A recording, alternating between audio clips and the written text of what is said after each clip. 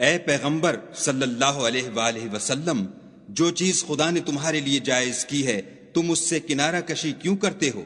کیا اس سے اپنی بیویوں کی خوشنودی چاہتے ہو؟ اور خدا بخشنے والا مہربان ہے۔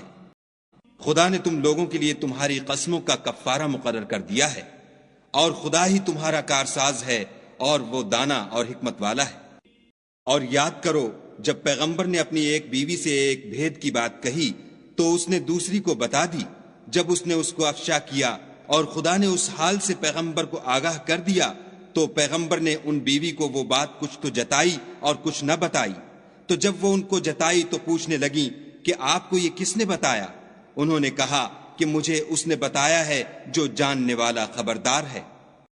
اگر تم دونوں خدا کے آگے توبہ کرو تو بہتر ہے، کیونکہ تمہارے دل کج ہو گئے ہیں، اور اگر پیغمبر کی ایذا پر باہم اعانت کرو گی تو خدا اور جبرائیل اور نیک کردار مسلمان ان کے حامی اور دوست دار ہیں، اور ان کے علاوہ اور فرشتے بھی مددگار ہیں۔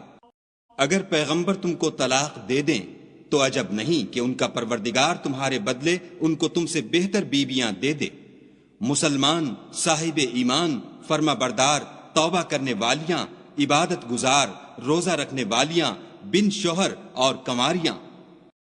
مومنوں، اپنے آپ کو اور اپنے اہل و عیال کو آتش جہنم سے بچاؤ، جس کا ایندھن آدمی اور پتھر ہیں، اور جس پر تند خو اور سخت مزاج فرشتے مقرر ہیں۔ جو ارشاد خدا ان کو فرماتا ہے اس کی نافرمانی نہیں کرتے، اور جو حکم ان کو ملتا ہے اسے بجا لاتے ہیں۔ کافرو، آج بہانے مت بناؤ، جو عمل تم کیا کرتے ہو انہی کا تم کو بدلہ دیا جائے گا۔ مومنو، خدا کے آگے صاف دل سے توبہ کرو، امید ہے کہ وہ تمہارے گناہ تم سے دور کر دے گا، اور تم کو باغہائے بہشت میں جن کے نیچے نہریں بہ رہی ہیں داخل کرے گا۔ اس دن خدا پیغمبر کو اور ان لوگوں کو جو ان کے ساتھ ایمان لائے ہیں رسوا نہیں کرے گا، بلکہ ان کا نور ایمان ان کے آگے اور داہنی طرف روشنی کرتا ہوا چل رہا ہوگا، اور وہ خدا سے التجا کریں گے کہ اے پروردگار، ہمارا نور ہمارے لیے پورا کر اور ہمیں معاف فرما، بے شک خدا ہر چیز پر قادر ہے۔ اے پیغمبر صلی اللہ علیہ وآلہ وسلم، کافروں اور منافقوں سے لڑو اور ان پر سختی کرو، ان کا ٹھکانہ دوزخ ہے اور وہ بہت بری جگہ ہے۔